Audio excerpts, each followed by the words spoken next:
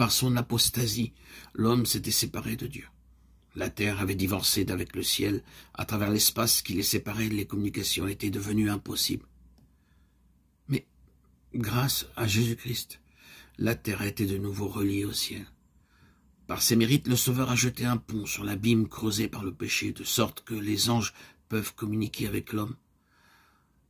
Par Jésus, l'homme déchu, faible et impuissant a pu de nouveau avoir accès à la source de la puissance infinie. Pendant son sommeil, Jacob voit une lumière étrange envahir la plaine. Du sol sur lequel il repose s'élève une immense échelle éthérée qui semble conduire à la porte même du ciel, et sur cette échelle montent et descendent des anges de Dieu. Il écoute, et du milieu de la gloire céleste, la voix divine lui fait entendre un message de consolation et d'espérance.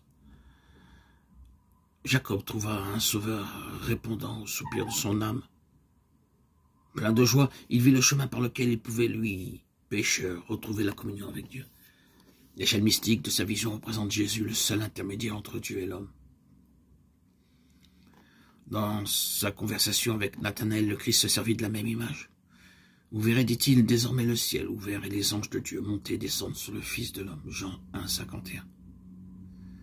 C'est en vain que l'humanité rêve de progrès, en vain qu'elle travaille à son relèvement, si elle néglige cette source unique d'espérance et de salut qui lui est offerte. Toute grâce excellente et tout don parfait procède de Dieu. Jacques 1, 17. Il n'y a pas hors de lui de véritable excellence de caractère. Et le seul chemin qui mène à Dieu, c'est Jésus-Christ.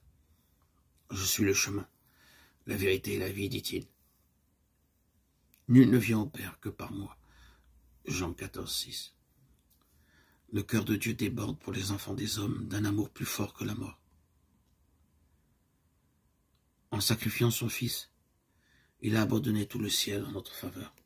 La vie, la mort et la médiation du Sauveur.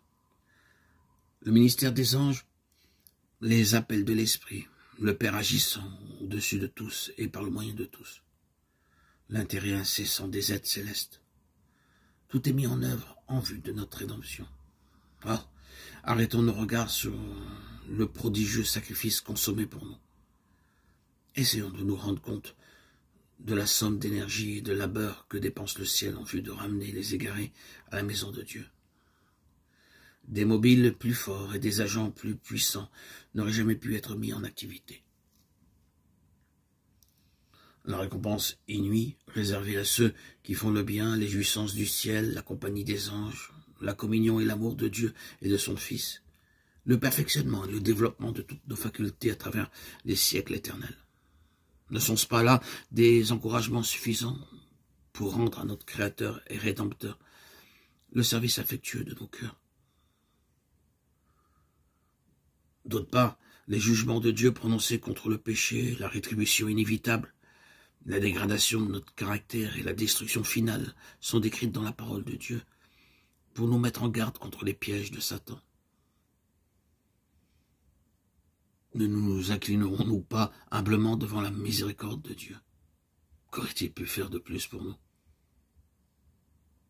Entrons en rapport avec celui qui nous a aimés d'un amour incommensurable. Profitons de l'occasion qui nous est offerte afin d'être transformés à l'image du Sauveur et de rentrer dans la société des anges, ainsi que dans la faveur et la communion du Père et du Fils.